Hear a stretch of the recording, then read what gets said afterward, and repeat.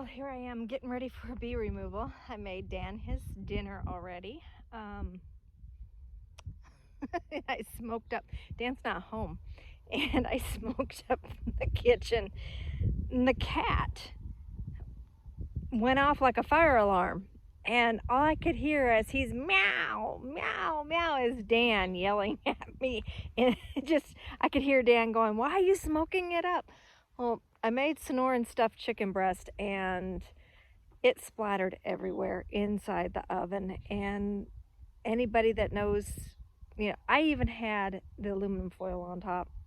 It just didn't matter. It's just making a mess. And God, that cat is going crazy. He is literally inside bawling like the house is on fire. And I really think that if the house was to catch fire, when we're sleeping, I think that cat will wake us up. I really do. I don't think we have to have a fire alarm at all. He definitely does not like a smoky house, and he'll tell you. All right, look at what it did. It really just like went everywhere. It just really overflowed. So I was using a different type of cheese than what I'm normally used to. I usually use mozzarella, and I used a cheese that seemed to be way oily and not a good idea. The croissants are okay. Got the salad ready and a few of the radishes from the garden. For dessert, a brownie. So I am literally ready to run off and do a bee removal now. Y'all wish me some luck. Okay, this is a really strange removal. They're coming from up there and they propolized this hole closed.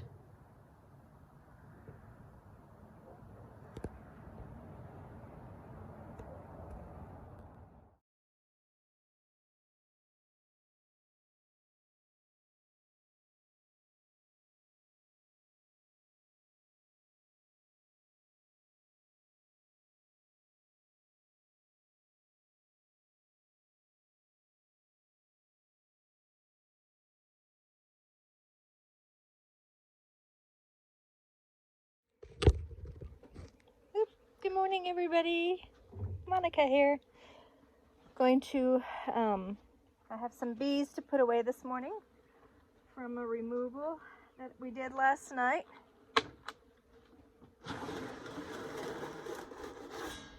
I don't think they're going to be very happy with me.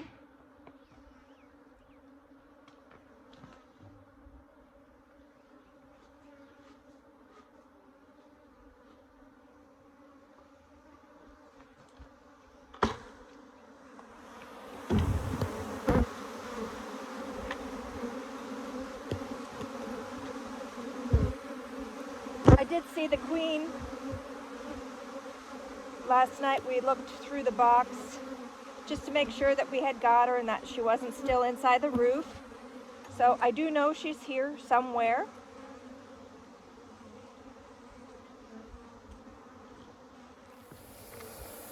I'll have you guys help me find her.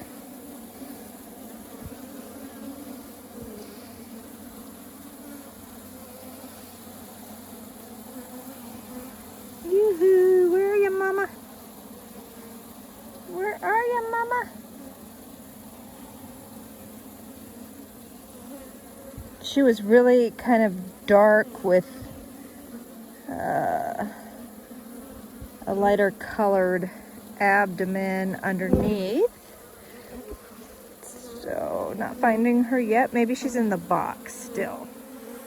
Okay, there's just a few here in the box. Not too many. But you being sneaky this morning. Come on, Mama, where are ya? Come on, girly. Watch, you guys probably have already seen her on the video and you're saying, "Go back, go back." Okay, I came over on this side just so that I could get a different lighting.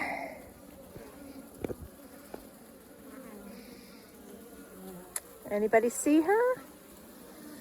Come on. Oh, come on now. This is just hilarious because I know I saw her continuously last night when I was showing the homeowner, And she was very photogenic. We got pictures of her. And now she's in hiding. She I think she knows. She knows I'm looking for her.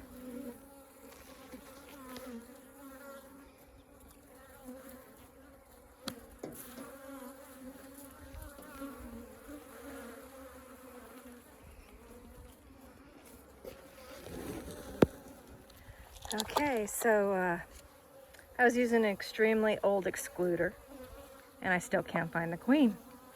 So I was thinking, oh, maybe she's so skinny she didn't, she fit right through somewhere. I'm looking around, checking my shade box that I have sitting here for little piles of bees here and there when they take to flight. Got some bees on my protein patties. But then I realized there's some bees on my queen rearing shed, which means that she could be over here. And I got up there and I've been looking around and I haven't found her. But looky what I just found right here. There she is. Got a handful of bees with her. Not even a handful. There's the pretty girl.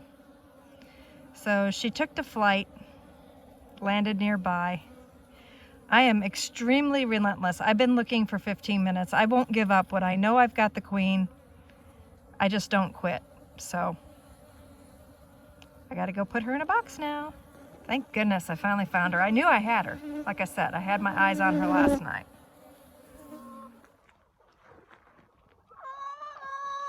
I know. Oh, so my last stop, the very, very last stop, is to go through the comb. And what happened was this was practically a brand new, like, they hadn't even been there through one whole brood cycle yet. And with that said, it's just falling apart. There's like nothing to it. And so it's very difficult when it's really warm and it just falls apart. And so with that, the chickens absolutely, they can benefit from all the protein of the larva. There's a little bit of pollen in there. They eat that too. Woohoo! And basically, so what I'm going to do here is I'm sorting through it, and all the brood that I couldn't use, I'm just going to give it to my chickens.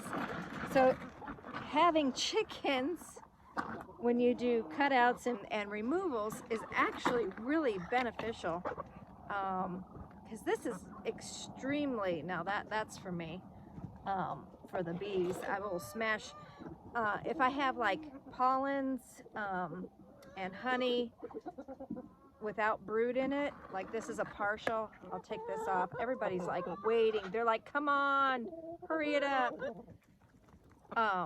Like this has got mostly honey and pollen. I'll actually smash that up and feed that back to the bees so that they're getting something, that they need to get started. And I gave those bees some protein patties and some sugar syrup. I mean, it's not the same, but it's good. But as you can tell, my chickens really, really know what brood is. They're like, oh yeah. The other thing I did save was they had some propolis in their entrance, and so that will get separated as well. And I want to get down here. We do have a flow on. There is a nectar flow of mostly mesquite, which is the top choice for the bees. So even though there's some honey in this comb that the chickens are getting hold of, I'm not too worried about the bees finding it, because there's a lot of other stuff for them to be doing right now. So I'm just going to kind of finish up this bucket, and then like I said, I'm going to reuse everything that I can and to give back to the bees. This was funny. The homeowner's sister was telling me a story about how when the homeowner was little girl, her daddy had bees, and she started out at a very young age, like younger than 2, going and robbing honey from the bees. And she says she doesn't remember getting stung up. So I'm like, oh, they must have been definitely some European bees. Her dad must have had some really nice ones. Anybody else want some more? And so she said that she was constantly in the beehive taking honey from them without, permission from her parents and without suiting up or anything. And so, I guess she had, this bad honey addiction. And so by the time she was 5 years old, her mom was like, we can't stop her. She just will not stop raiding the hive. We got to get rid of the hive before something happens to her, But, if you teach kids real early and show them how, I've been, in bees since I was a little thing. And all my nieces and nephews and, everybody my family, everybody knows how to be with bees. When you're little, you learn how to respect them. So it's just a matter of whether or not, and whether you live in Africanized hybrid bee country, that's another bad thing. As you can tell, look at these chickens. These chickens just absolutely go bonkers over this. They're so happy this morning. They're like, it's about time. If I was to sit inside of their run while going through this, they literally would be stealing everything. There would be no sort. There would be no honey and pollen for the bees, brood for the chickens. It would just be all for the chickens. So that's why I sit on the outside and feed them through the fence, because they are just naughty, as you can tell. And then when they finish, there's not even a nice, polite little line. It's, Gimp, my rooster, I've got Bubba and Gimp, and they're just rude. Usually when it comes to food, chicken food, the roosters are sweet to their hens and they let them go first and everything. But when it comes down to brood, there is no, no gentleman in this crowd.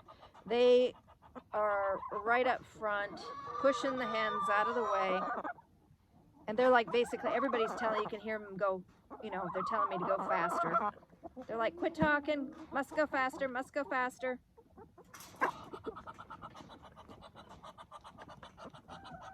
Can you hear that? That's one of the Muscovy ducks. The ducks want a piece too, and they do. They get, there she goes. She got some. Oh, she just loves that. But she's scolding, she's hissing at the chickens. She's like, give me a piece, please.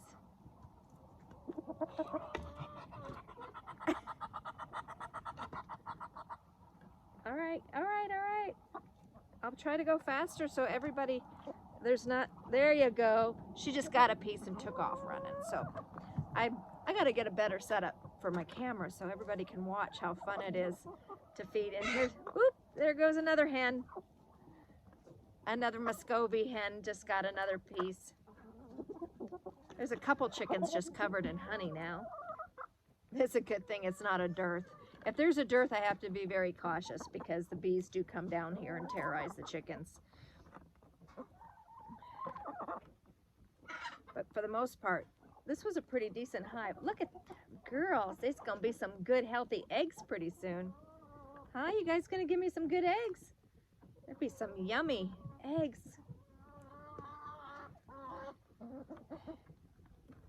Yeah. Whoop. I got my gloves on so that there's no water down here. I have to go a little ways to turn the water on for the chicken coop, which is a project I need to get fixed.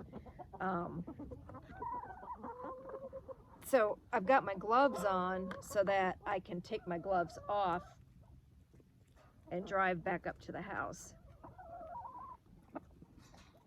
And I don't want to take them off right now to move the camera, so sorry about this. This is a time where I could use a cameraman. Yeah, come on. Got some naked necks getting their fair share. I don't run just any type of, you know, there's all kinds of different breeds of chickens in here. And it's really nothing special. It's just a lot of chickens are given to me actually because I do take in some. I got lots of honey ones now. Anybody want some honey? Woo, honey flavored. Oh, yeah, honey flavored brood.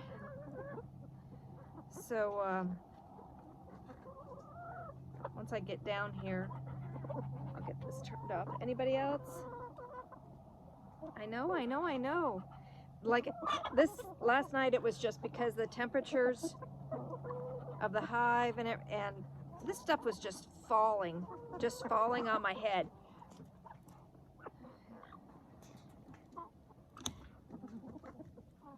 It's just, as you can tell, it's just a mess.